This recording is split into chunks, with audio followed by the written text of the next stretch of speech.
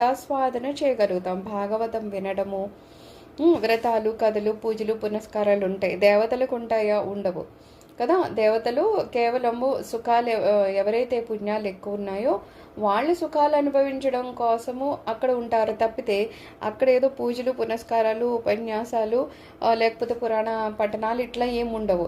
అందుకని వాళ్ళు కూడా ఎప్పుడు ఏమనుకుంటారంట, అయ్యో భూలోకంలో పుడితే బాగుండు, అక్కడైతే రసాస్వాదన ఉంటుంది.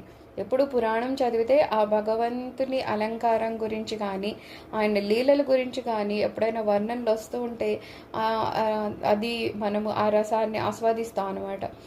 మహాపులకాంకితులు అయిపోతాం. ఆనందం వేరు. ఆనందము దేవతలకు కూడా అందదంట.